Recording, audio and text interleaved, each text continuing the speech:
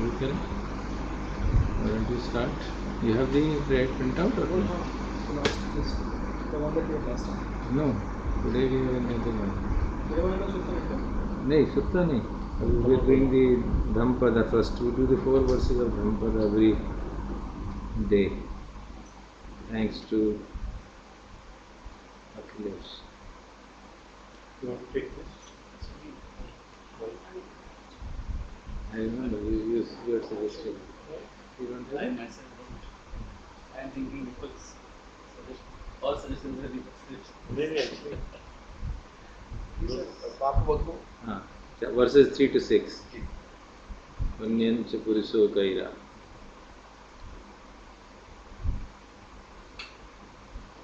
You want me to read it? या probably Okay, so that we have a chance to do. Punyancha Puriso Kaira, Kairanang Punapunang Tamhi Chandang Kairatha Sukho Punyasya Uchaya. Sukho Punyasya Uchaya. Uchaya means accumulation. So accumulation of good is pleasant. Interest. Accumulation of merits you can say. पुण्य का संचय अच्छी बात होती है. What is saying? पुण्यंच पुरुषो कैरा. Kaira means would do. If a person should do a meritorious deed, a punya, kairanam punam. Let him do it again and again. Tam hi chandam kairatha. One should wish. Chandam means wish. One should wish for it. Why? Because sukho punyasya uchaya. Because doing accumulation of merits gives you joy, gives you happiness. That is the 3rd verse, and there is a big story associated with it about Venerable Mahakasyapa, one of the great disciples of Buddha.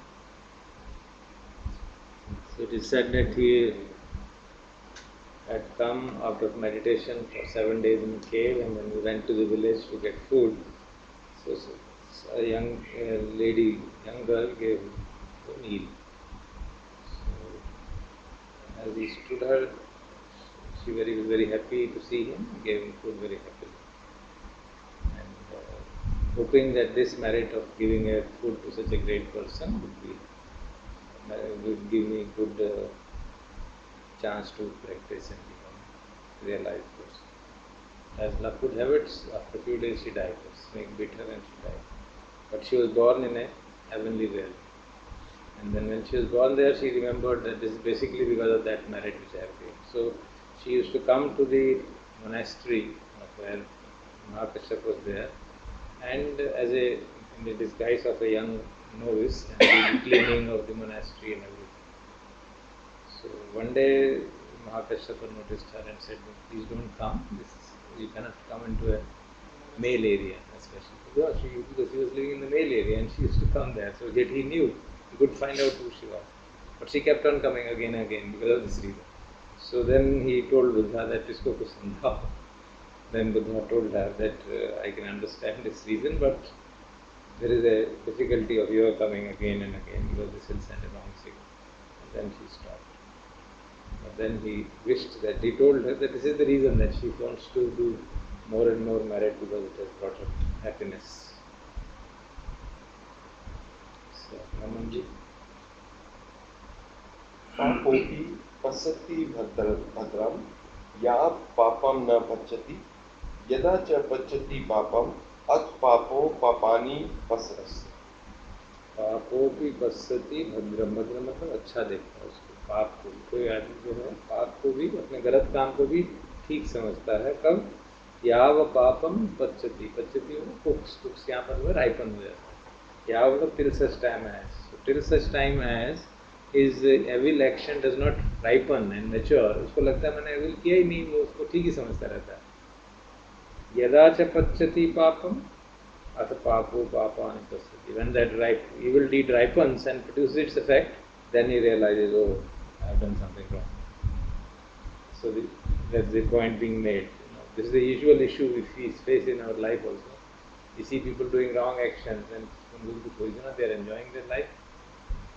So that is the point being made. And there is that conjugate verse, I think that also we can read it. 5th one. भद्रोपि भद्रोऽपि पश्यति पापं यावत् भद्रं न पश्यति यदा च पश्यति भद्रम् अथ भद्रो भद्राणि पश्यति. So this is conjugate of that. Bhadropi pasati papam. So even a person doing good deeds sometimes sees wrong things happening in his life.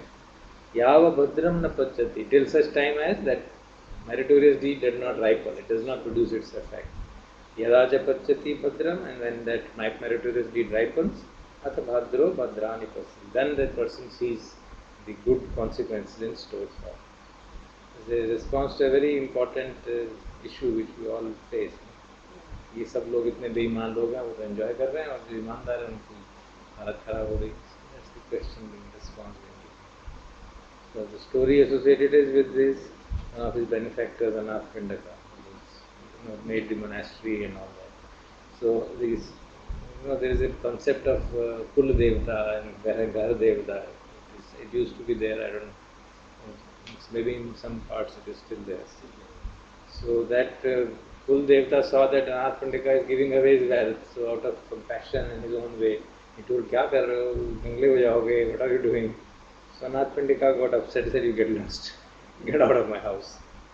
So then the guardian spirit realized he was galti ho gayi, and then he went to the king of the Devas and told him he was galti ho gayi, मुझसे माफी मांगनी पड़ेगी. So he says that you know about some hidden wealth in his house, so you go and tell him about that hidden wealth, and he will be happy.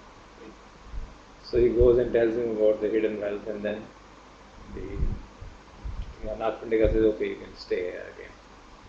So that he tells him that it doesn't matter. Stories are actually further stories are associated with this discourse. I think we can see it in Anath Pandika's life also. So once he started giving this donation, of course, he gave huge amount of money.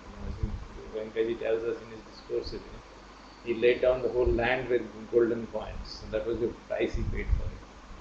He said it must be some 80 crores or something of that kind of wealth at that price level. So you can imagine the amount of money. So that, but he continued to have very good earnings and continued to be a very rich person. But the time came when he lost everything and he became totally pauper. To the extent that he didn't have anything to go and give to the monastery when he used to go. As a householder, when you go to a monk, you want to give some gift, खाने को दे दो, कुछ ले जाओ. So he didn't have anything to take. So he used to take just a handful of soil from his garden of a good tree and put it on some tree. But that continued for some time, and again he recovered his wealth. So the point being made is about the ripening of the fruits of action. Yes, last. It also is a very powerful verse because Mau Cheti, Manyetha, Mava Manyetha, Mau Mane, Papas Na Manam, Namantam Namantam, Agami Sati, Agamisrati. Agami Sati. Uj Bindu Nipaten, Bindu Nipatena Uj Kundopi Urati Urati. Balu Urati, Apas Papas, Sukam, Suk, Archinam. So what is he saying? Mava Manyetha Papasya. Ma means not, Manyetha means disregard. Don't disregard evil action. Na mantam agimasyati, thinking that it will not affect me. So Avata is काम किया, क्या फर्क पड़ता है? That's the kind of normally you feel थोड़ी सी गलती, it doesn't matter. Why is he saying? Udu bindu nipatena, the falling drops of water, udu kumbho vipurati, can fill a jar. Slowly one drop filling can fill a big jar also. Big vessel can also be filled. So in a similar manner, balo purati papasya, a fool also, balo means a foolish person. Unwise person, purati papas, he gets filled himself with evil, thokam pyachinam, connecting it little by little, it makes it a huge store and then suffers because of that. So there is a story, a very simple looking, very mundane kind of a story about a monk who would use a furniture and keep it outside in the monastery, don't bother to take it back. exposing it to sun and rain. So monks try to tell him, and he would say, "कोई फर्क नहीं पड़ता, छोटा सी बात है, क्या हो जाएगा?" That kind of a thing. So when Buddha found about it, he called him and recited this verse to him, that not disregarding wrong actions, however small they be, not disregard them. That will then slowly and slowly become into a habit, and then you will not even mind doing a big evil action. हमारे यहाँ वो फिल्मों में hero villain को हमेशा बोलता है कि पापों का भार घड़ा तेरा भर गया है। ये वही घड़ा भरने की घड़ा बात भरने। है। यहाँ पे भी घड़ा ही भर रहा है, तो कुंभों की मतलब घड़ा ही हो रहा है। तो इसकी बहुत ये जो चीज़ है ना कि छोटी सी उसको इविल को अगर नहीं रोका तो हाँ, बड़ा हो बड़ा जाएगा। ये बड़ी प्रोफाउंड profound चीज़ है ये। जैसे मॉडर्न उसमें क्राइम कंट्रोल में इसको जैसे न्यूयॉर्क पुलिस ने आई थिंक 60s या 70s में यूज़ किया था इसको। वेल डॉक्यूमेंटेड कि उनको लगा कि क्राइम रेट को अगर कम करना है तो don't go after big criminals, वो तो चलता ही रहेगा। उन्होंने वॉल्स के ऊपर जो ये जो यूथ थे, जो रेस्टलेस यूथ होते थे, जो अपना कुछ भी वो पेंट स्प्रे करके लिख देते थे, ग्राफिटी जो बनाते थे, उन्होंने ओवरनाइट उसको जिस दिन वो करेंगे वो उसी दिन उसको वापस वाइप आउट कर देंगे। तो send a message to people that it will not be tolerated. तो a lot of what happened after that, अगले 10 साल में जो इम्प्रूवमेंट हुई, they attributed to that step कि बिल्कुल छोटे से छोटे उस पर दे सेंड अ मैसेज कि ये नहीं है ठीक, ये नहीं किया जाता। तो लोगों में एक रिस्पेक्ट फॉर लॉ आया उसके बाद। It's very very important. यहाँ पे भी जैसे छोटी छोटी बातें, traffic violation, this that, we try to ignore them or look at it as a very small matter. Those things really accumulate into the character of the people slowly and slowly. This fact and the fact that जैसे एक बार education में हमारे discussion में आपने कहा था कि छोटे बच्चों को सिखा सकते हो, बड़े लोगों को बना बहुत मुश्किल है। वो भी शायद यही है कि accumulation of Because once the children in college में जैसे बच्चे आते हैं, so they have hardened their character and personality and thinking process. It's so difficult to, you need to make them unlearn first, and unlearning is a very painful process. बहुत दुख होता है उनको कि ये जो हम अभी तक करते आ रहे हैं ये सब गलत बता रहे हैं। Revolt and strike, and so if you do it right from the childhood, slowly, then the effect is much more and much easier to hold. जैसे हम लोग तो बिल्कुल ये पक चुके हैं, हम कैसे सीखेंगे? अभी तो मुश्किल हो रही है। अभी मुश्किल हो रही है। मैं तो 60 साल का हो गया। कोई माइलस्टोन आपने रीच किया मैंने 60 भी ज़्यादा क्रॉस हो गया।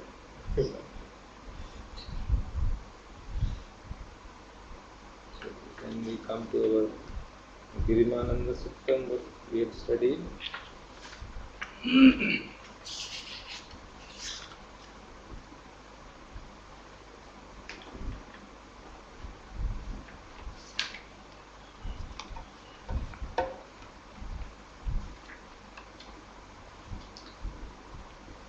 We had studied the first two, no? Carefully. Perception of impermanence and perception of not self. So then you have to read the third one. Patmacha Anand Asubhasan. That's what we have to read. चलिए कहाँ से करते हैं? उसकी बनाया लिखा। Patmacha Anand Asubhasan. अच्छा, कत्माचानंद अनंत सन्नना Asubhasan.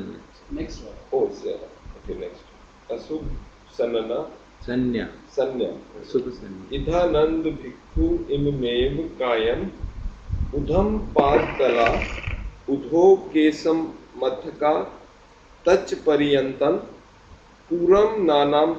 Okay, अब देवनागरी में एडजस्टमेंट करनी पड़ेगी। नाना आपने हिंदी वाला लिया हुआ है? आज वो ट्राई करें।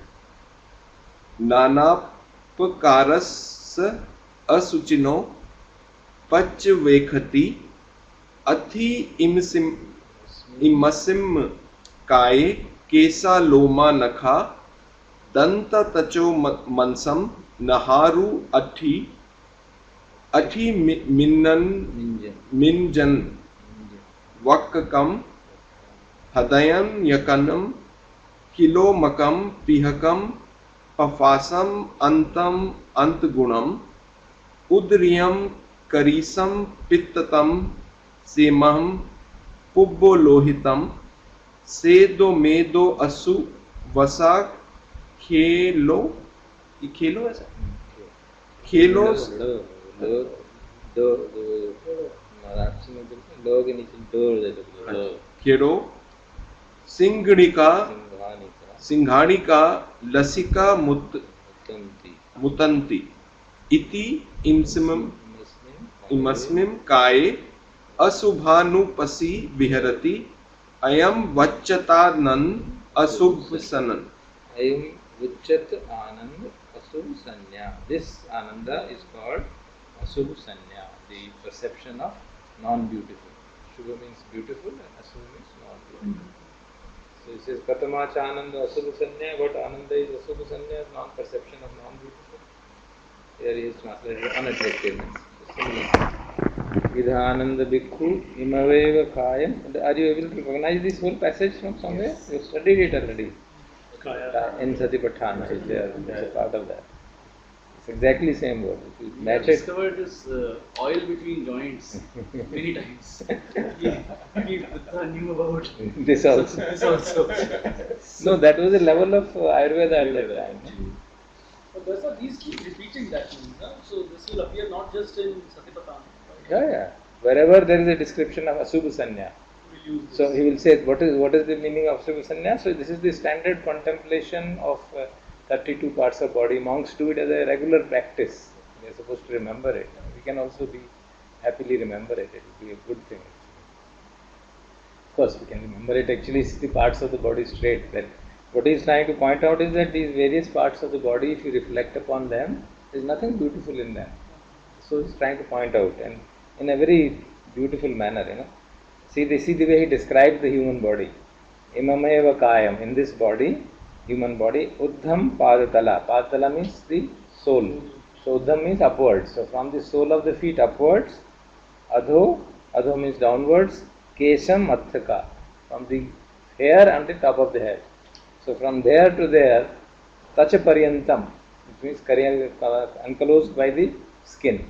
So that is the human body. So he is describing the whole human body by this phrase. Uddham padatala adho kesa mathaka tachaparyantam. It is confined within the skin. Puram nana pakarasya.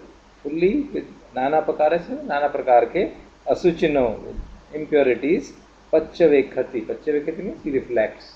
He sees, he reflects that this body within is surrounded by skin, is filled with all sorts of non-beautiful things, impure things. What are those? Like he gives the example. It is not exhaustive that all the parts are not there, but whatever he felt like saying at that time. Athi imasmin kaye. Athi means hair, is kaya me. Imasmin means in this body. What are there? Kesha. Kesha means head. Hair. Loma means the body hair. Nakha, the nails. Danta, the teeth. Tacho, the skin. Mamsam, the flesh. Naru, these sinews, these nerves. Athi means the bones. Athiminjam, the marrow inside the bones. Vakam, the spleen, and Hridayam, the heart, Yaknam, and so all the parts of the body. Liver, Kilomakam, the membranes, the Pihakam, Abhasam, Antam, all the parts of the body are being listed down from top. And the various kind of things which are filled with it, the Pittam, Semham, Pubbo, Lohitam. Pitta is there is Phalgam, there is lymph, there is this sweat, there is fat, there are tears, there is oil of the joints, there is urine, there is mucus. So all these things are inside the body. Just a description of the reality. This is what is inside the body. So reflecting upon that, he develops the perception of non-beauty. The importance of it is, if we don't have that perception, we think body is beautiful and get attracted. So the arising of lust is a very strong result of the non-perception of beauty. So So that's why this is said as an important perception. I am Uchyatananda Asubhusanna. This is called the perception of non-beautifulness or unattractiveness.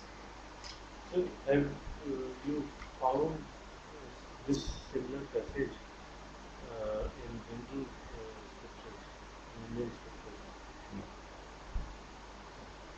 Because there is a different way of interpreting. The body is seen as holy and auspicious because it is contained. It has a soul in it.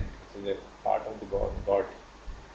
So this attitude of looking at body in this manner is not generally liked by the traditional Sanatana Dharma perception. There are some people who are more not mainstream. They would look at body as But the scriptures which I have read, furthermore, mainstream. Bhagavad Gita, Upanishads, no, they won't see because there is the perception of the soul and which is either the God himself or a part of the God residing within the body.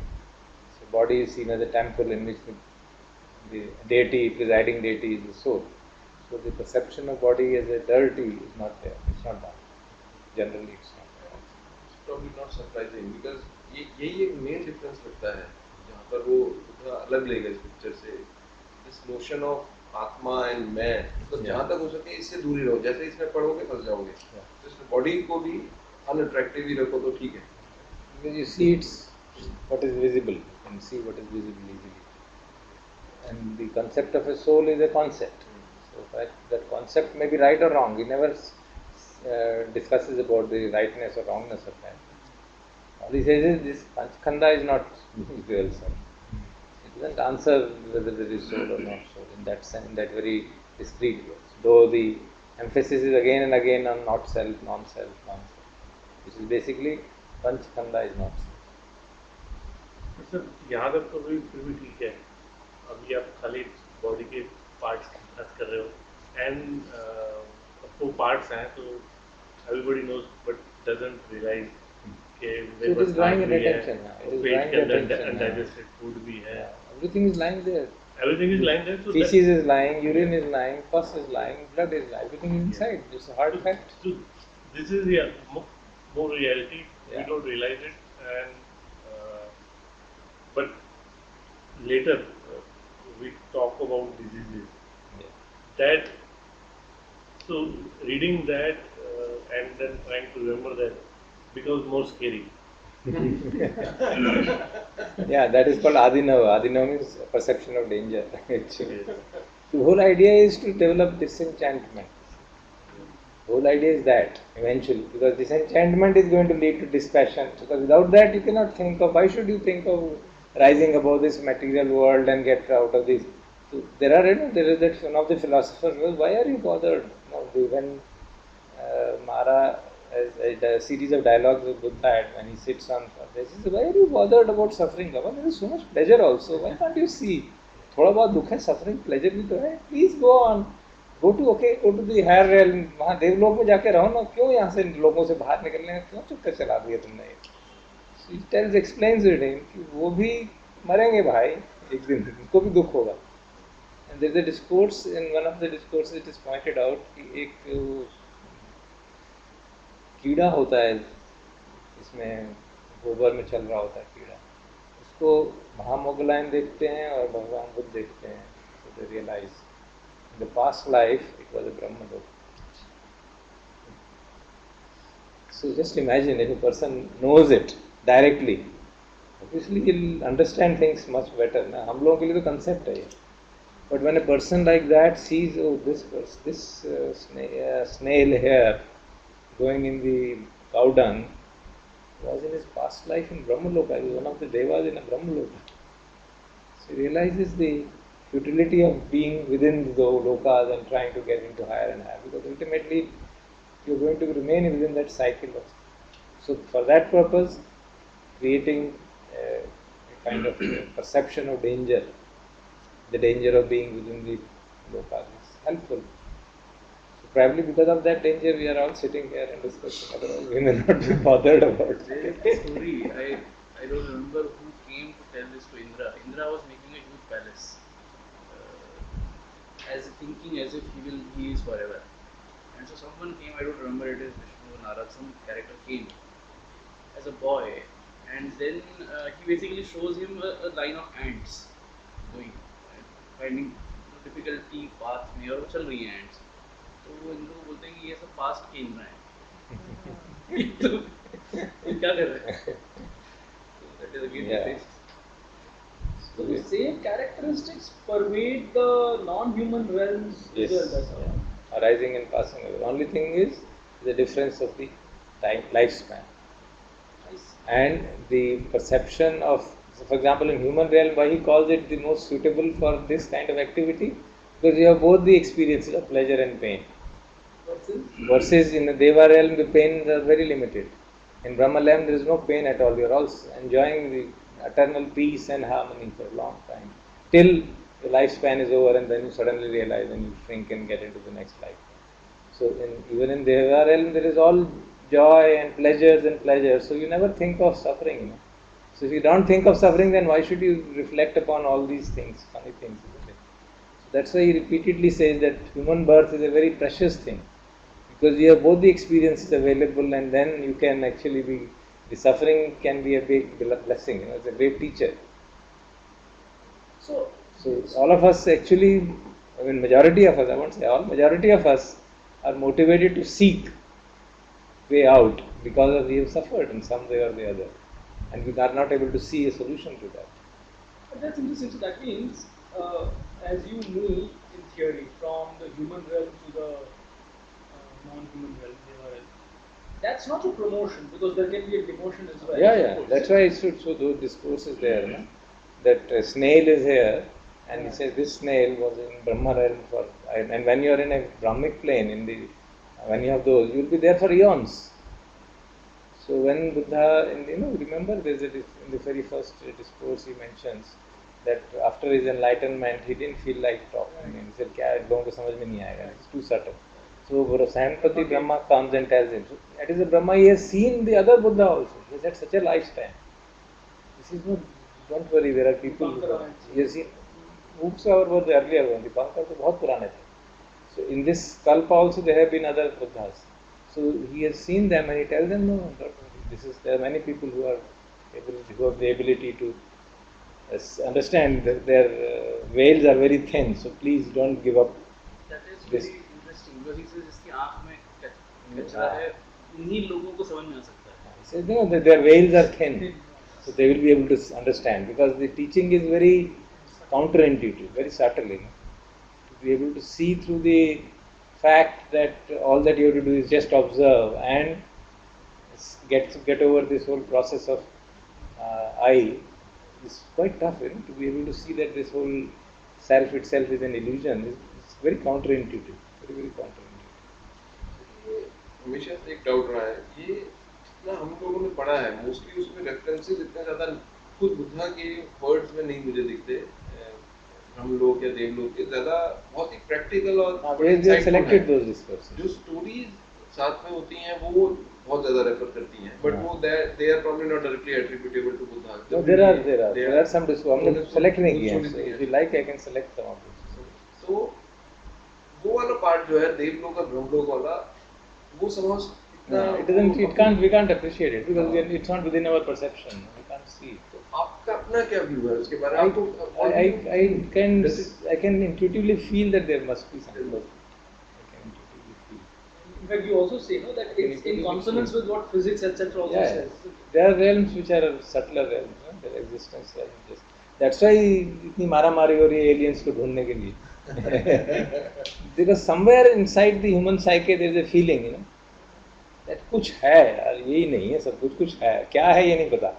There's a search going on and you keep on hearing all kinds of stories about aliens coming and UFOs and all these kind of things. वो शायद just from the sense of कि जब हम देखते हैं universe में एक dot भी नहीं है Yeah. तो लगता है कि हमें इतना स्पेशल क्या है कि क्या? यहाँ लाइफ है कहीं और That's नहीं it. होनी चाहिए That's वो वहाँ से ज़्यादा आता है कि कहीं ना कहीं होगी. होगा. We cannot be so privileged. And therefore, and this may not be the only form in which life can be. That is the issue.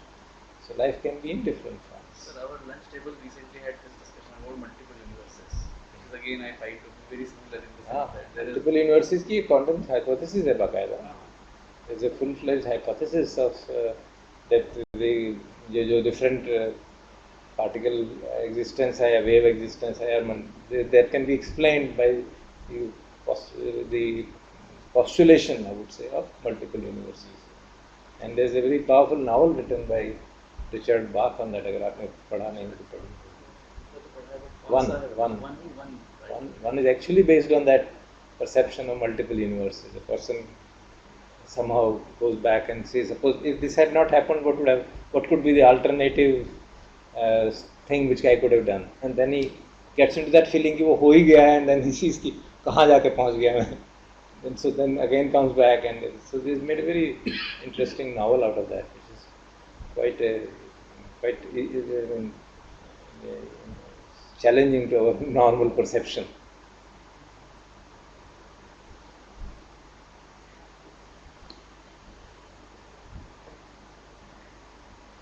We have some discourses. I think maybe we can study one of them or two of them, where there is a, as I had mentioned once, early in the morning Buddha used to meditate and then practice metta, and whosoever would come in his mind as a person whom I should go specially and give teaching to the Dhamma.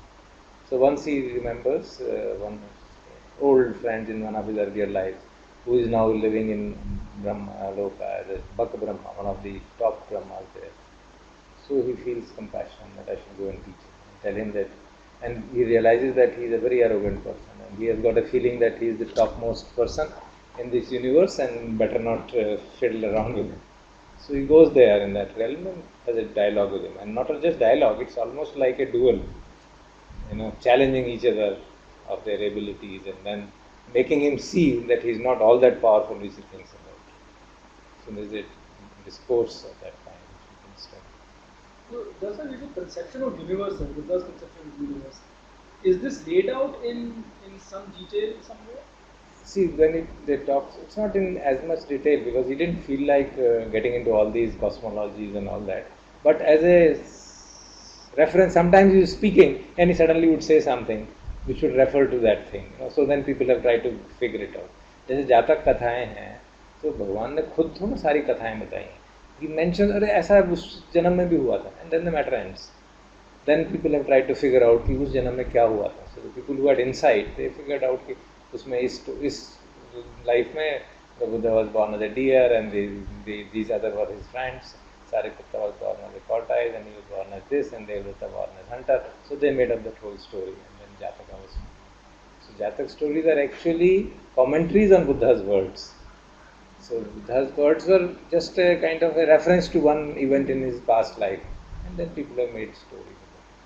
So the whole issue of realms is something that has been it's in the commentaries. Is it? It's conclusions of. No, it is in some discourses of it. As I mentioned, there is a Bhak Brahma discourse in one of the, I don't know which Nikaya, and there is a whole Devata Samyutta. There is a whole Devata Samyutta, which is a series of discourses given to Devatas. So it is said that Buddha, and so this is a part of the Tipitaka, that every day there were times allotted in the late night after the midnight. There was a time or before, just the one watch, I think means 1.5 hours or something, prahar jo kehte hain. So that time was allotted till before midnight. You would attend the discourse, give talks and questions and answers of the monks. Then there was a time allocated to the devas, so they would come during that time and ask him questions. And there is a whole Samyutta, Devata Samyutta. Devata came and said this and asked this question, then it is. So the metta which we chant, this Mangala Sutta which we chant, Asevana cha balanam panditanam cha sevana puja cha pujini. This is on the Goenkaji also chants. It's a very popular sutta. This was actually said in response to Deva's question. So Devata asked that people say that this is what is welfare. Some people say this is our welfare. Please tell us what is the welfare of the householders. In what lies the welfare of householders? Then this, because Devatas also think themselves as householders. So he says these are. So then these 38 regulations he speaks about, Mangala Sutta. So that is actually a part of an answer to a question from a Devata. So there is a whole series of interactions with the Devatas who would come and ask questions and he will reply to them. So in fact I found a discourse that Buddha poor householder says to not exactly worship, but sort of if you want that realm, then you have to sort of think about that deva, that kind of Yeah, there is that kind of. There is a some householders were very strongly, must have been from Brahminical tradition, very strongly entrenched in the view कि हमको ब्रह्मलोक में जन्म लेना है. So there is in fact a discourse in which Sariputta, he requests him to come over, and then when Sariputta goes, he again makes that he is about to die कि वो अब तो मरने वाला हूँ तो कुछ करा दो मेरे को, so that मैं देवलोक में अगला जन्म है यहाँ बहुत दुख पा लिया. So Sariputta teaches him meditation for that purpose, and when he passes away, then he is born there. So then when he goes back and he tells Buddha, this is what happened and I did this, he says, बहुत गलत काम किया तुमने, ऐसा नहीं करना चाहिए था. You should have taught him to go beyond the lokas and all that. This is what he wanted and I did it. Then there is a discourse in which Buddha himself does the same thing. So you must say, क्या है contradictory है. But he realizes that that person doesn't have the ability to figure out what is going beyond the lokas. So that person, he teaches him similar things. So there are such kind of what may seem to be inconsistencies, but they are not inconsistencies. The Buddha doesn't have a philosophy to support and to hold on to. Whatever the person is fit for, he gives him that instruction.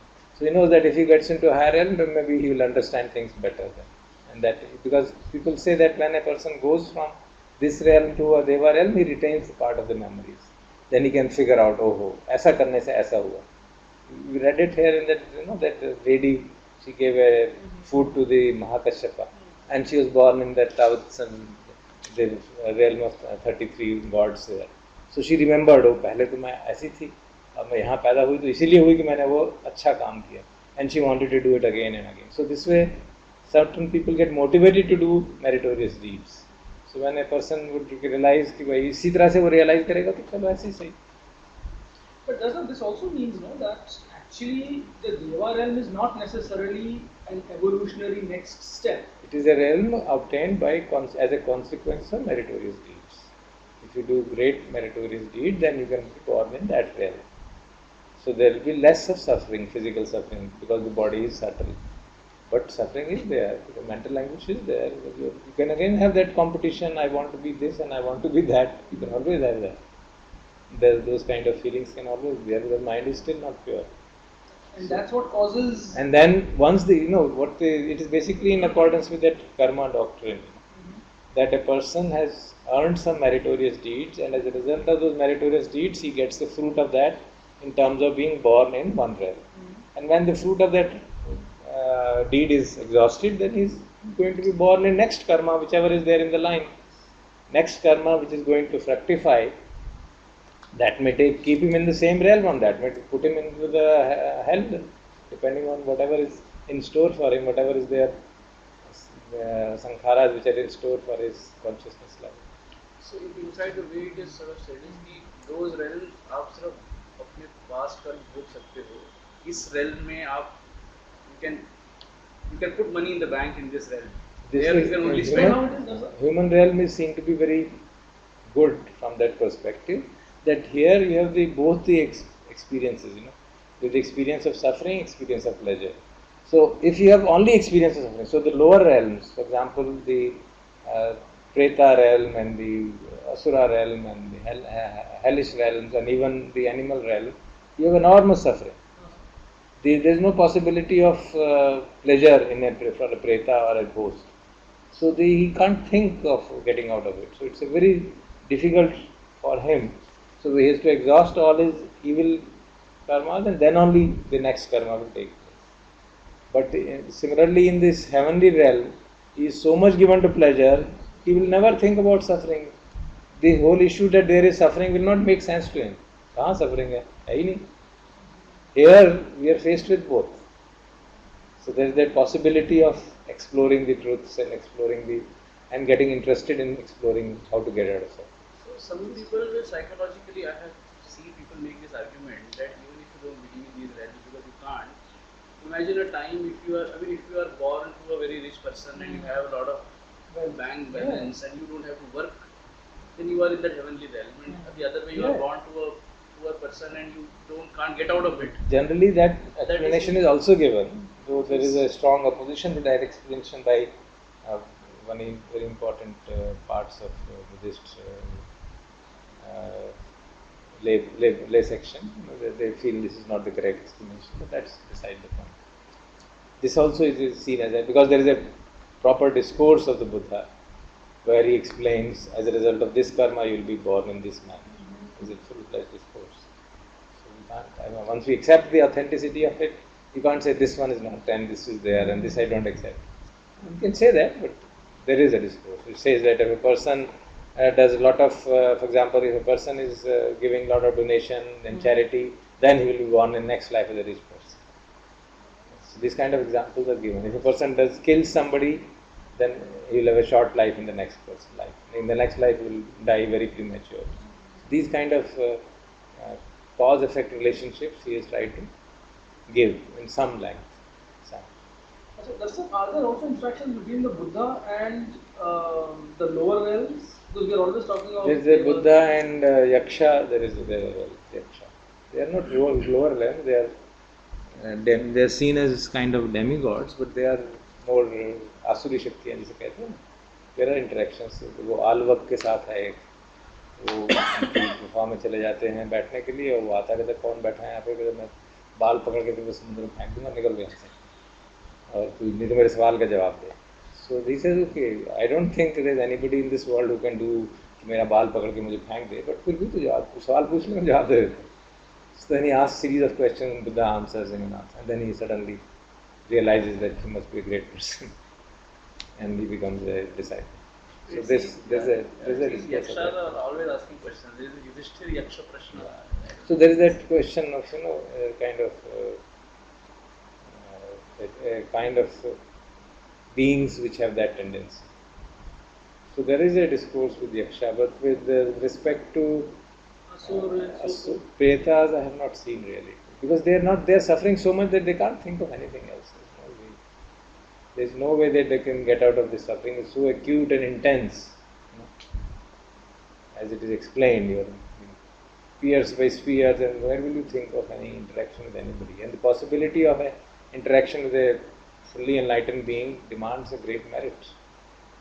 It's only when I have a great merit that I would have the great joy of having a direct interaction with a meritorious person like a Sammasambhava. Not everybody can have that interaction.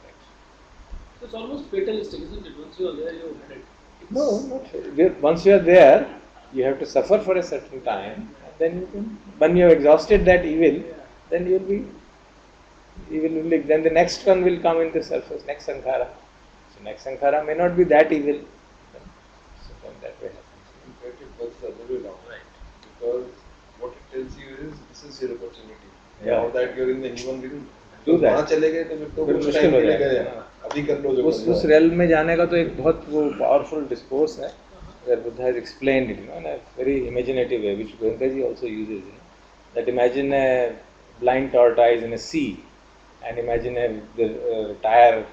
He uses very interesting imagery, which essentially means like a tire is thrown in the sea, and then the tortoise is coming out after every 100 years. He takes his head out of the water. And then he says, what is the probability of that tortoise taking his head out through that ring? Same is the probability of a person once he has gone into hell realm to come out and get out of the hell realm and come into a better realm. So be careful, don't try to get into that realm. So that is the degree of difficulty of having, once you get into a lower realm, to be reborn as a human being or as a deva. It's very, very difficult. It's not impossible, very difficult. That's why he tries to admonish again and again कि इस realm में आ गए हो तो please make best use of it. Make best use of it again. I have a question about the Mangal thing that you said, and in relation to the disease question. So there are householders and there are monks. To the monks, the idea is to get beyond this path and punya, either merit nor demerit, but beyond that. And so reflecting on diseases has nothing to do with these. I mean, It is to do with disenchantment. Exactly, disenchantment. Everything, all of this is eventually Yes. leading to that. To a householder, Buddha will not say things which will disenchant a householder. It depends on the level of the Of course, person. right. But what I'm trying to point out is this Mangal is a very positive.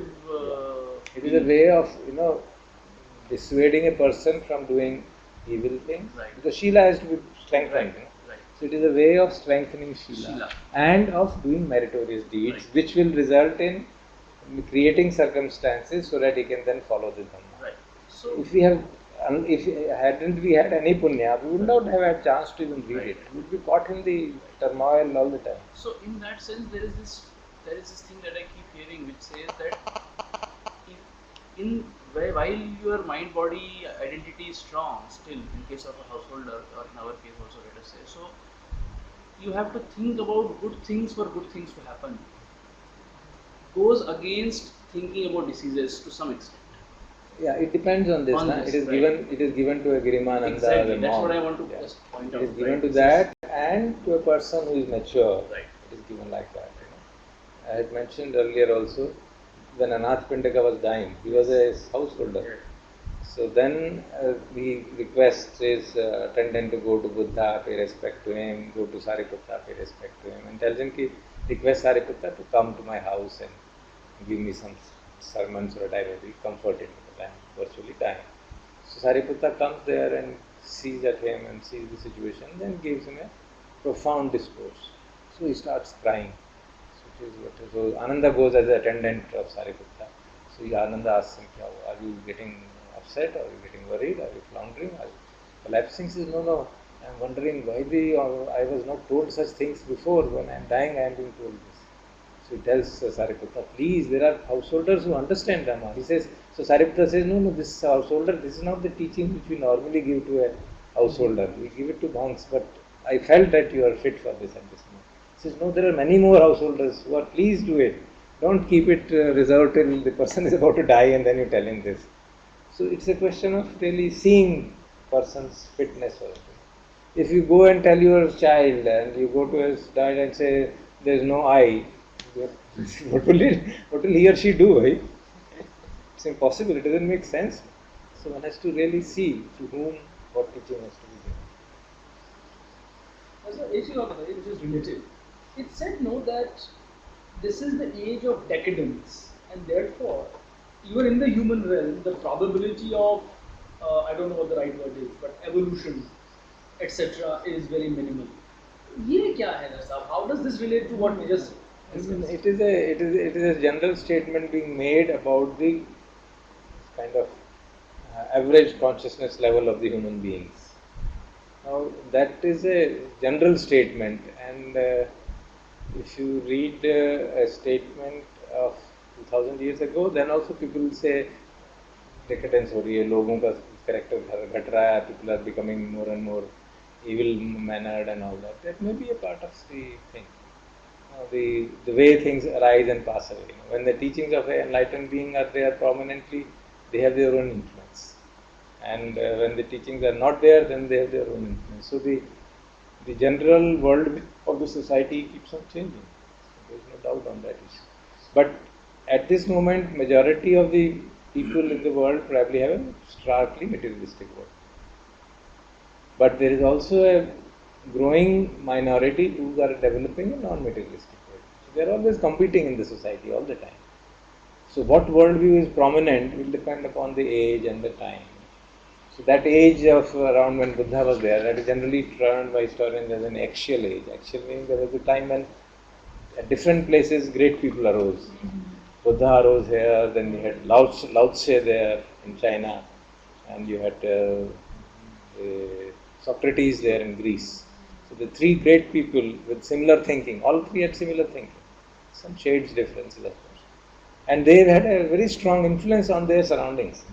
Socrates says in whole of the Western philosophy is a commentary on Socrates and Plato. Lao Tse and Confucius had a very strong influence on the China and the whole mainland of that part of it. Buddha had a very strong influence in India and whole of the Southeast Asia. So those influences also started having their effect. So we had a period after about 300 years of Buddha, the period of King Emperor Ashoka in India, which seemed to be a very extremely kind of exemplary like king, an exemplary kingdom at that time. Powerful, rich, prosperous, healthy, still Dhamma was there. So that kind of situation keeps up, but then slowly it changed. So, and then the materialistic worldview took over. In the West also same thing happened. Immediately after Socrates, about 200 years came Christ, and he had a very powerful influence on the people. And then it brought about a change in the worldview. Rather than crassly materialistic worldview, people became more and more given to voluntary simplicity and poverty, living in a simple way, and charity. All those become very powerful things of Christianity. They are very powerful influences. But that also slowly waned as the Christianity progressed. There problems happened, and then people lost faith in it. So the worldviews were very strong. If you see the Middle Age, the worldview was very strongly non-materialistic. Then, with the advent of science and technology, changes have been. So there became a crassly materialistic worldview. And you can see that happening still. But you can also see that disenchantment with materialistic worldview is also starting. The sections of the society which have tasted the fruits of materialism, the Americas and Europe, the disenchantment with materialism is much more. In rest of the world, like India, we are still enchanted with materialistic worldview because we have not tasted the fruits of it in the real sense, in that true sense. So as the rest of the world also tastes the fruits, it will also get disenchanted with it, and then the wave of the non-materialistic worldview would arise. That is what it seems visibly. So they say that the Buddha can only arise in a certain, state of affairs. Yeah. So that is there are theories about it. There are, of course, as a part of our Pali course, we are taught that also. Under what conditions does the Buddha arise? Who can be his mother? Where can he be born? Things of that kind. But that's all a concept. Do you think that's philosophical more than? Yeah, but it sounds logical because it's obvious that when a Buddha arises, such a unique phenomena of a self-enlightened being, it's a once in a millions and millions of years. So what can we say about a rare event like that? So the main issue is for us to see that the teaching is of this kind, and that there is a strong pull at this moment, for example, in India and in our country, there's a strong pull towards materialism. And preaching and studying this kind of a thing is quite going against the stream. So it's tough. It's very tough. So with passage of time, it will become less tough. That's what we can easily see. Sir, I had a very strange thought once, which I never pursued, but the idea that, and I expressed it to a couple of people, and I did not get very good response to this idea, that in India, in whatever tradition, most traditions, they will say that the time is not good. जैसे कलयुग है या decadence है, whereas if you look at generally the Western thought, they will say हम progress कर रहे हैं. And one sort of psychological reason that I find for this is that if you say the situation is bad and most people are materialistic, the effect is that you become more heatful. You become more कि यार we should get out of this. Whereas if you say यार सब बढ़िया है, सब आगे बढ़िया जा रहा है, then you say ठीक है, it doesn't matter. So there is a value in saying that चीजें बुरी हो रही है. That's a I don't know. Again, I absolutely don't know. But it can work both ways. It can also work as a justification कि सब कुछ खराब है यार. Which is what happens in India a lot of times. कि छोड़ो यार. सारे लोग corrupt हैं. Corrupt क्या exactly. बिजली का connection लेना है, तुम 2 महीने wait कर रहे हो. Correct. क्या दिमाग खराब है? 100 रुपए दो, काम हो जाएगा. That's the kind of thing I had to face recently. So that's the way it happens. ठीक है, कोई बात नहीं. So you are always seen as a strange kind of person. पता नहीं कैसे आदमी. So right. But in this context, I'm still troubled. Did the chicken come first or did the egg come It's first? not possible to say. So the Buddha again points out that asking such questions is dangerous. You will get lost. बाण लगा हुआ है sir. So I have two questions. That most of the modern religions like Hinduism, Modern, okay, amazing. Christianity, and Islam, they talk of this concept of heaven, that heaven and hell. So they were can be seen as heaven. They were heaven. Can be seen as heaven if you like to see. Yeah. So in the sense then these things which these then most of the time the goal becomes either to reach to the heaven. And in that terms these religions are true till that level. Yeah, that is a way of understanding. Even the way of understanding Christianity, people have a different perception. There are people who understand that what the normal Roman Catholic Church talks about Christianity is not what Jesus taught. He had a much deeper and much higher vision. Now, if you listen to Eckhart Tolle's presentation on Christianity, you'll be astounded. And he quotes the same New Testament and everything. So it's a matter of ability to see through the things. When you become organized, there is always a danger. There is always a positive thing and there is always a danger. Organized religion then has to support and structure, hold on to things. There were a large number of saints in the Christianity immediately after Christ. And afterwards, nothing. Now they have to search for it and may find ways and means of making a saint because of certain reason. But there were genuine saints in the monasteries. There is the Benedictine monasteries have been still there. They have done phenomenal piety in those monasteries.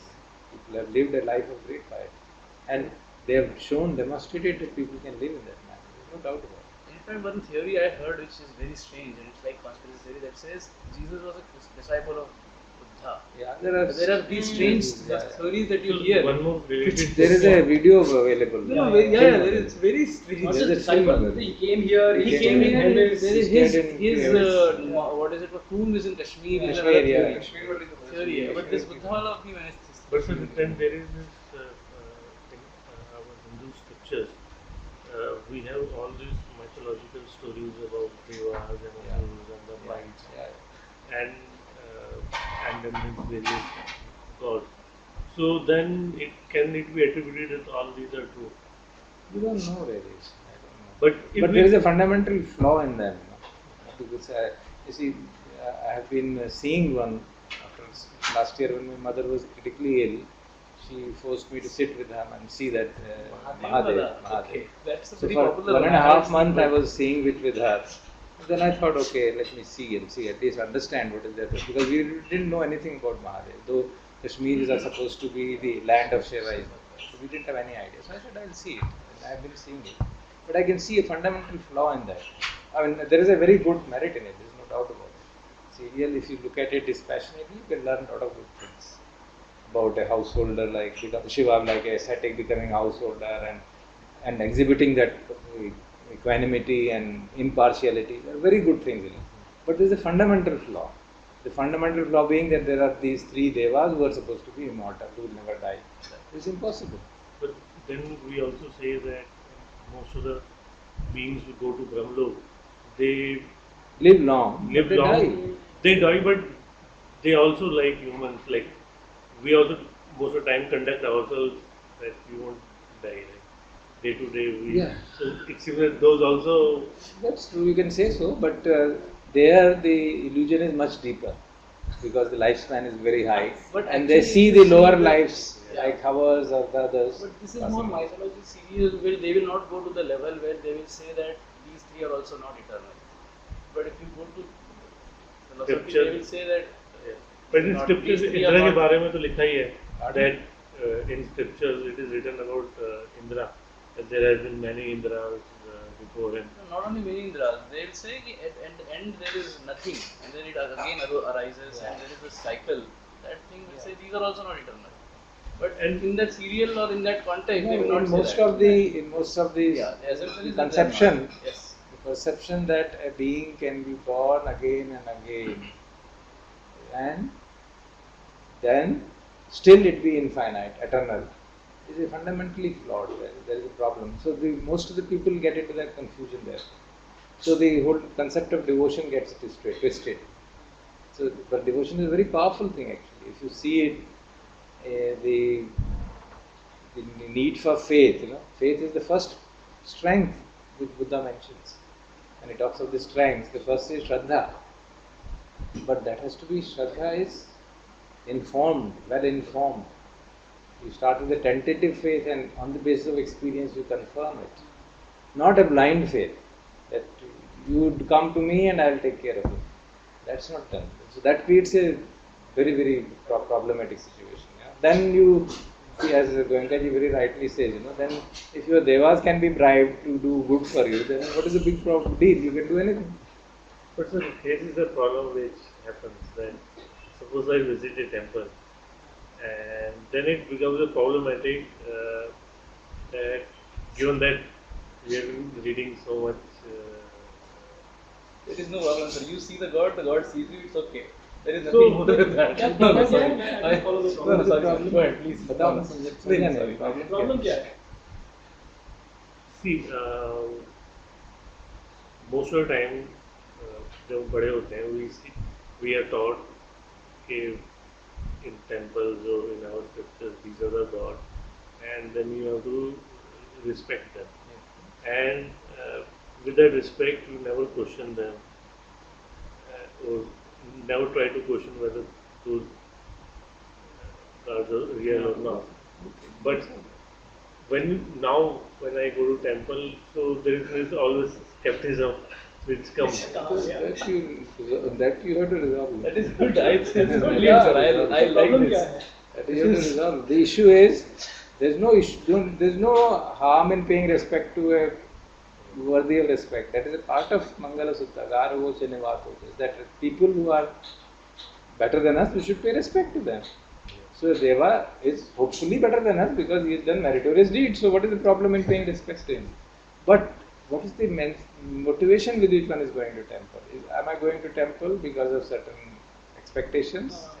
Am I going to there कि भाई कुछ मैं तेरा काम कर देता हूँ तू मेरा काम कर दे? Is that the perception?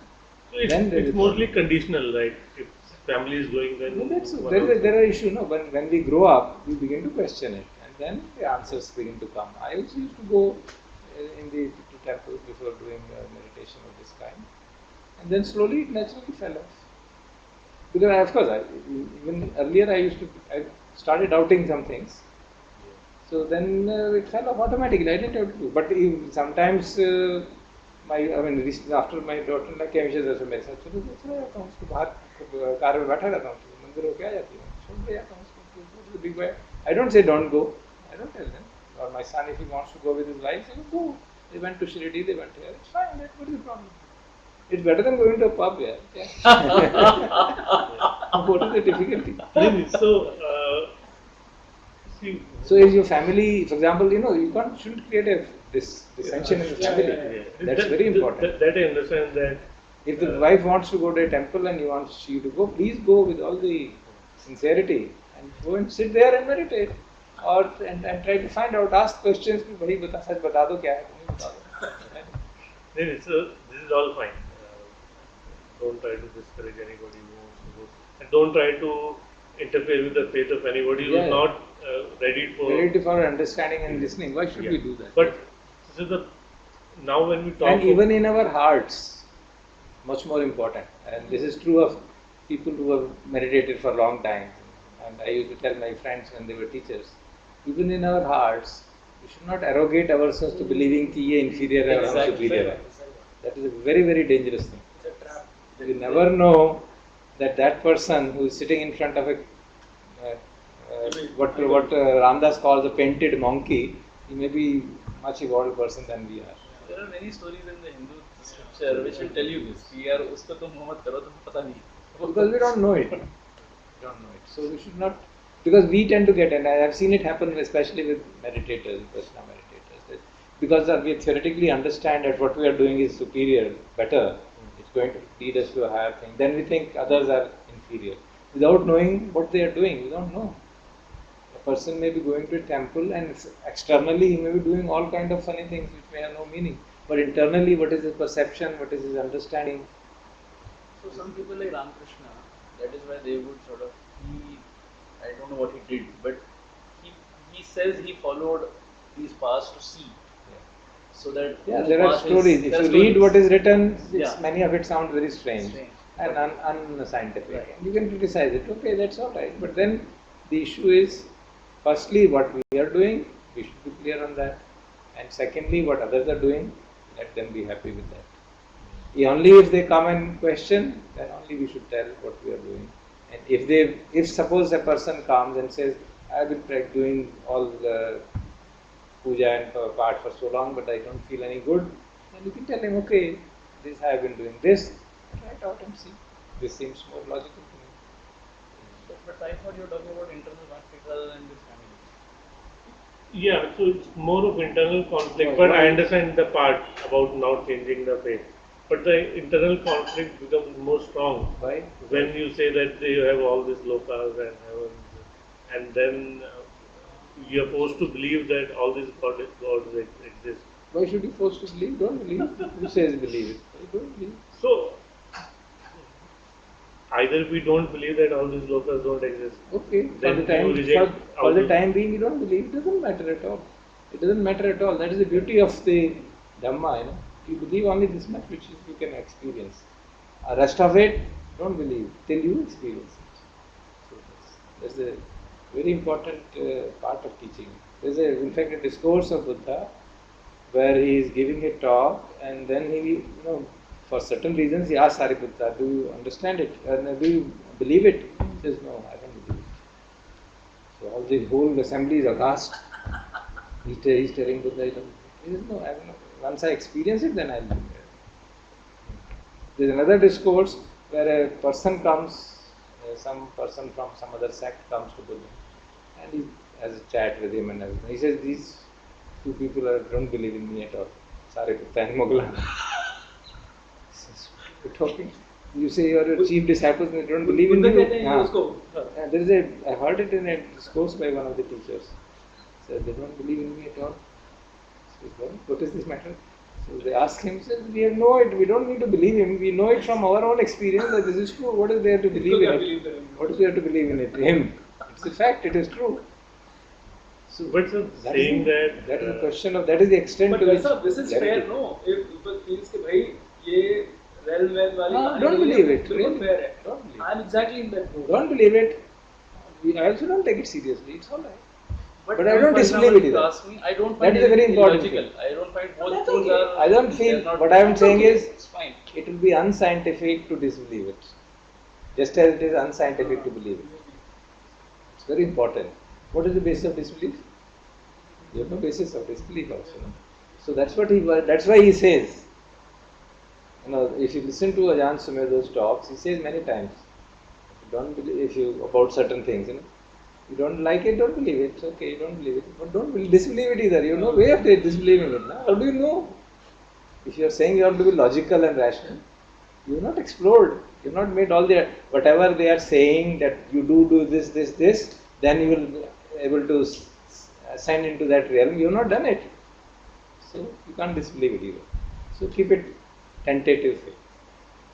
So, in the whole of this thing, what ultimately comes out is that whether you're able to keep your mental state pure, in the sense that if you are ultimately creating suffering around those things, uh, like somebody worshipping in temples, and if I am creating my suffering around that, then that is a problem I need to solve first. That why I am creating the suffering, Yeah. rather than trying to. That is basically because I have got attached to a perception. Exactly this issue. Yes. Exactly this issue. Because I have got attached to my perception. And I think this is correct and others is not. Very important. In fact उसमें ego का भी trap है जो कई बार मेरे साथ हो जाता है कि तुम बेवकूफ हैं सारे. Yeah. This is the general perception I also had in the beginning few years of meditation. And 5 साल 10 साल के बाद मुझे भी लगता था ये हमारे सामने राधा स्वामी वाले हैं बेचारे, इतने लोग इकट्ठे हो जाते हैं, 2-2 लाख लोग अपना क्या करते रहते हैं, कहाँ चले गए. But you also had that perception कि हमारे यहाँ तो लोग आते ही नहीं. So you used to question, नहीं हमारी साधना बहुत मुश्किल है इसलिए नहीं आते हैं. It's true. It's true. It's not true. It's not false. But then you can see that you're not feeling comfortable. उधर 1 लाख आए, उधर आ रहे. There is some discomfort, na? So this needs a reflection that yes, something is wrong with us actually. We are feeling they are not feeling and whether they are gloating over a large number there, that is their problem. But we are creating problem by having this kind of perception, comparison and differences and all that has its roots in I am there, individual, organization, standard, methodology. So I have one related question with this, that when so this is general can be also applied, but what I've seen is that when I have read so much of Sukha, gained some at least theoretical knowledge about the path of Buddha and his teaching. So then this ego comes that I know something, and then either in discussions or slowly you realize that I still probably don't know. I still probably know very little, and I have not listened. I have not understood it from this thing. Or probably my understanding is still theoretical. I don't have realized it. So, is it okay to keep a attitude that I don't know anything or I know very little to don't fall in this trap of ego? Because the moment you say that I know something, then this ego says that yes I know, and then the best way to kill this ego is to say that I don't know anything, I just know this thing, but Well, it depends on the way you want to perceive it. I mean, this could be one way, as you're saying, but this will be a kind of applying a force. You're applying a force. What would be much better is, who is it that he knows? Let me find out. Who is it that knows? किसको ज्ञान हुआ है ये पता तो चले. Then you will not be able to find him. There's nobody who knows really. So then you cut it at the root. Because there is one ego is, I know so many things. That is a pride actually. That's a very gross form of ego. But the pride also rests in the knowledge that I am. So if you cut it at the root, I नहीं है तो कौन जानता है बाबा? कौन किसको जान रहा है? So what for last few years I try to do is whenever there is an arising of that kind of a thought of anything, or superiority or inferiority or negativity, then you try to investigate. And when you become aware, ego is arising, you make a mental note, oh, this is ego is arising. And you don't let it go to the level of pride at all. Oh, notion of I has arisen. And firstly, I mean, intellectually we are very clear this I is a fiction. So once you are intellectually very clear I is a fiction, then whenever it arises, you become aware, oh, I is arisen again. That will slowly subside. Then you can come back to normality without the operation of I. But it is obviously, I is a part of human evolution for millions of years. So, to see through that is patience. Patience. But does a real strategy be to in the proximate is a workable strategy? Yeah, in the beginning it is fine, but eventually it can become a hammer. It can become a hammer. फिर आपको negativity हो जाएगी अपने प्रति. फिर वो क्यों negative अपने प्रति करें? मैं इसको एक एनालॉजी की तरह देखता हूँ. एक पौधे को अगर आपने मिट्टी में लगा दिया और उसको आप बढ़ता जाएगा, अब आप उसको कह रहे हो इसको मुझे बढ़ने नहीं देना, तो आप उसके आसपास एक फेंस लगा रहे हो या ग्लास का कुछ लगा रहे हो जिससे वो बढ़ता रहेगा, टकराता रहेगा, और आप फेंस से उसको रोक के बैठे हो कि इससे आगे मैं बढ़ने नहीं दूंगा. वर्सेस आपने मिट्टी में लगाया नहीं, आपने उसको पानी में डाला, वो फ्लोट करता रहेगा, वो कभी बढ़ ही नहीं पाएगा, बट क्योंकि उसकी कोई अटैचमेंट नहीं रहेगी मिट्टी के साथ, जड़ नहीं रहेगी. ये जब तुमने जैसे क्वेश्चन पूछा ना, मुझे सीधा वही दिमाग में आया कि तुम उसको बांधने की कोशिश कर रहे हो, लेकिन उसको जड़ से नहीं हटाना चाह रहे, मिट्टी में रहना चाह रहे हो, उसको पानी में रखना. मैं हूं ही नहीं, मैं मिट्टी में हूं ही नहीं, तो मैं फैलूंगा कैसे? मैं हूं ही का. वो फ्लोटिंग पौधों में मैं कौन सा पौधा मुझे पता नहीं मैं एक्सप्लेन कर पा रहा हूँ कि नहीं, but yeah, but this is how I'm looking. Yeah, but my problem was that जो जानना है वो भी जो एक संज्ञा का पार्ट है ना. It is a mental faculty which is associated with the fact that I was born, and over the years I have been conditioned in this particular manner. So there is some so-called knowledge at this moment. Knowledge is essentially conditioning, which is a very strong. There is this problem that one believes that he's growing spiritually. That is a primary very, very, understand. very, very important thing. It's a very important. And very then valuable. it one attaches to this concept that I am growing spiritually, and then one gets stuck. No matter उसको काटने का एक ही तरीका है कि आई को ही काटना पड़ेगा, नहीं तो नहीं चलेगा.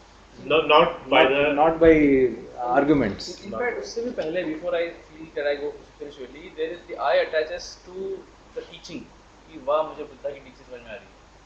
So It that is can be also in various ways. It can that- manifest that in also so many ways. ये happens. आज गाड़ी में पूछ भी रहे थे ना कि कुछ हर एक को होती है कि मैंने कुछ किया, कुछ अकम्प्लिश किया. मैं कह रहा था कि मुझे तो इंक्रीजिंगली सिनिसिज्म आ रहा है. वो इसी वजह से आ रहा है कि जब भी ये लगता है कि हाँ आज ये कर लिया या आज ये समझ में आ गया, उसके बाद खुद से जब आप पूछने लगते हो कि इसमें मैं कौन हूँ, तो वो सारा का सारा कैसेट 1 मिनट में कोलैप्स कर जाता है. ये बड़ी इफेक्टिव है. मतलब ये परमानेंट अभी तक नहीं हुआ है कि मैं आई कांट क्लेम कि उस सिचुएशन में आ जाए जहाँ आपको ये हमेशा याद रहे, लेकिन जब भी थोड़ा सा गुब्बारा फूलने लगता है ना, तो हल्की सी एक सुई बहुत होती है कि इसमें मैं हूँ कौन, खत्म हो जाती है बात. वो होने लगा. As soon as you ask इसमें मैं कहाँ हूँ, ये कौन है, जैसे आपने कहा ना कि मुझे तो अब समझ में आ गया, एग्जैक्ट दैट क्वेश्चन, किसको समझ में आ गया. But let me try to apply it. Many times I am able to see the anger which happens in me because of some incident or because of somebody. कि उसने मुझे ऐसा क्यों कह दिया, या why I am being forced into this circumstance. So one part is this realization that कि मुझे गुस्सा आ रहा है, या मुझे उसने ऐसा करा है, वो गलत करा है, उसने उसे ऐसा नहीं करना चाहिए. then you realize कि why I am thinking this way कि उसे ऐसा नहीं करना चाहिए था या उसे ऐसा करना चाहिए था. So then what essentially you're saying is that the best way to cut off is that who is the person who is getting anger? See, the arising of anger is a natural consequence of the stimulus from outside. If you take it personally, then both arising of anger and non-arising of anger both can be taken personally, and it can create a problem. That is the main issue. Actually, हम कहते तो यही है ना कि धीरे धीरे हम दृष्टा भाव में पुष्ट हैं. Eventually दृष्टा भाव में भी आई तो रह ही जाता है ना. Eventually उसको भी हटाना है. But that is a process, slowly and slowly. Some people are able to just straight away make a jump. Yeah. But suppose we take Need to a do gradually. very common case कि आपको किसी के प्रति गुस्सा आया, तो what is the best way to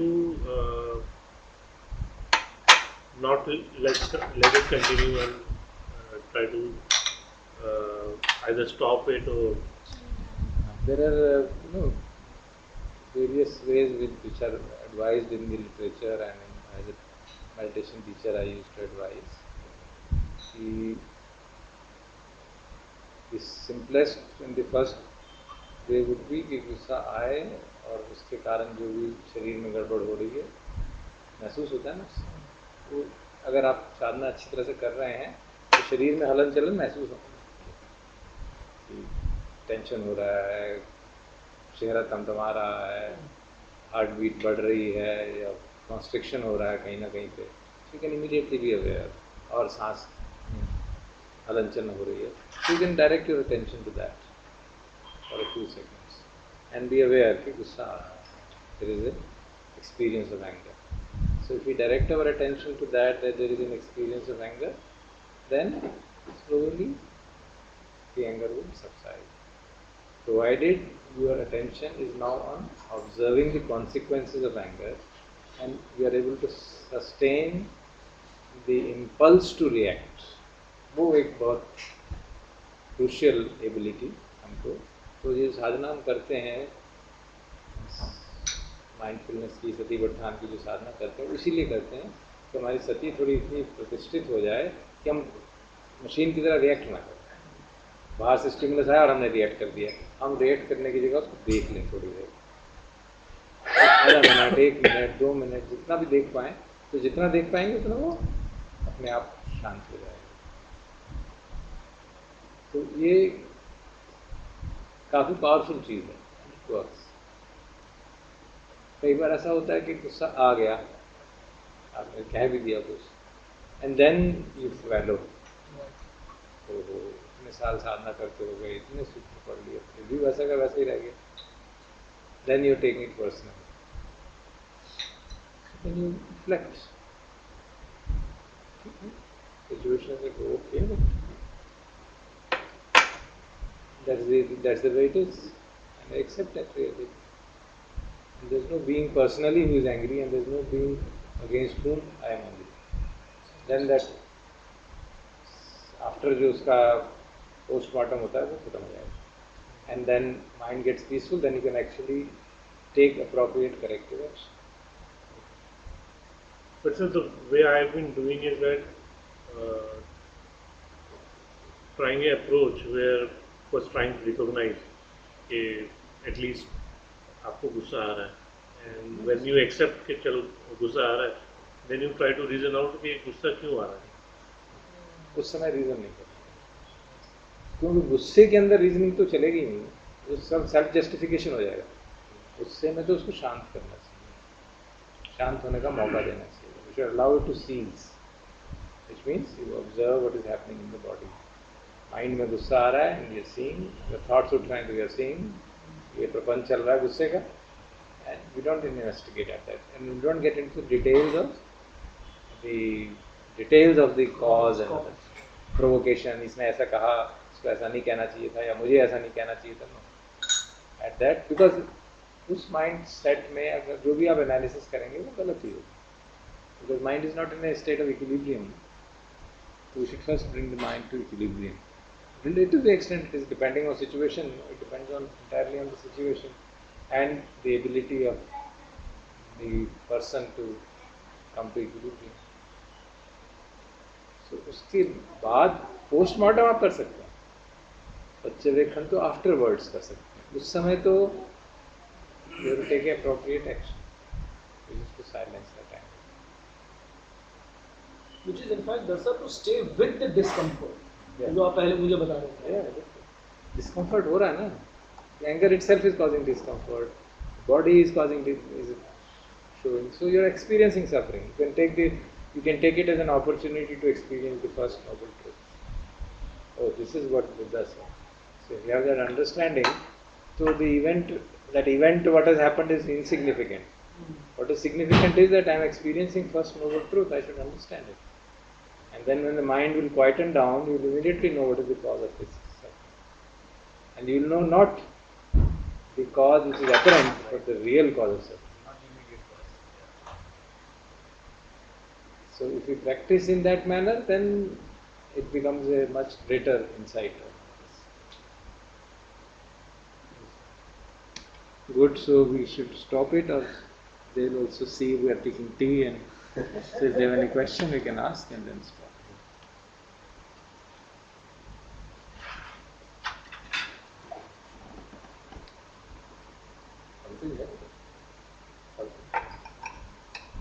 कौन है? Sudhakar?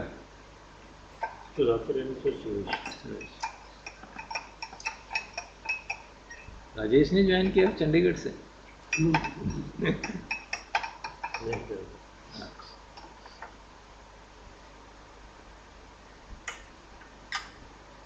So Rajesh was living alone here for quite some time. No, for 1 week. 1 week only. हाँ.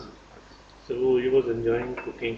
That's He good. said, I have also enjoyed that his cooking. हमें की हिम्मत नहीं थी।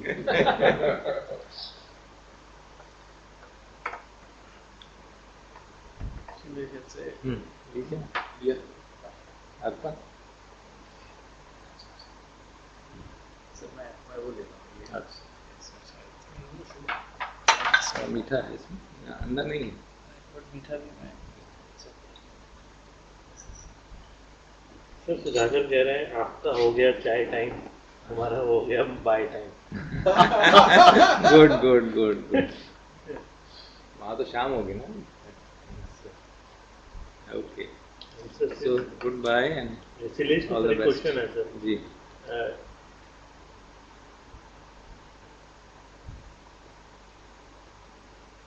It's unscientific to believe or not believe. I mean both are equally unscientific.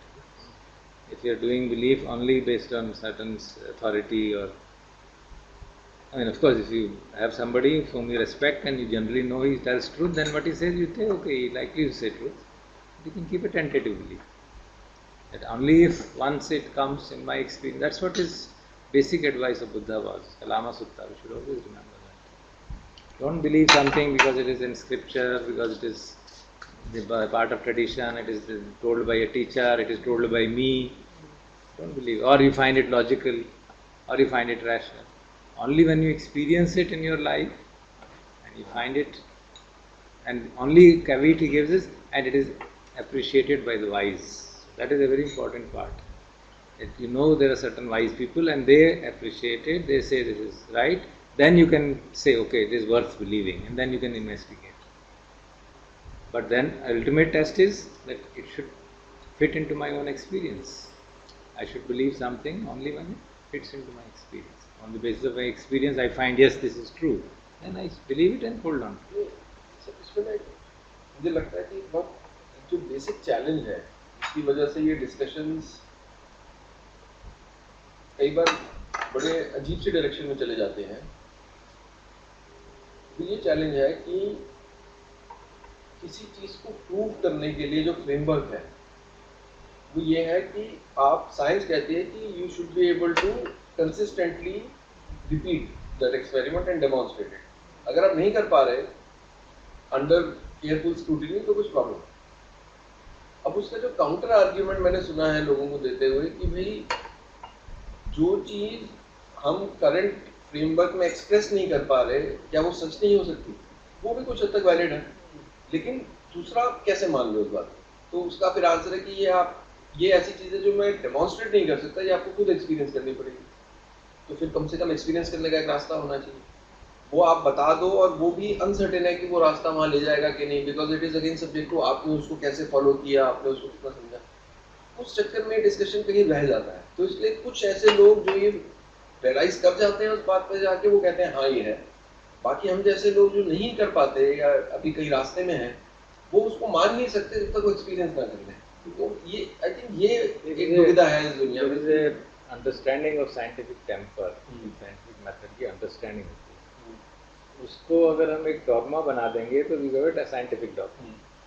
Scientific temper की जो basic requirement क्या है, that there is a hypothesis, then on the basis of the hypothesis there is an experiment which you can do, and experimentally it should be verified.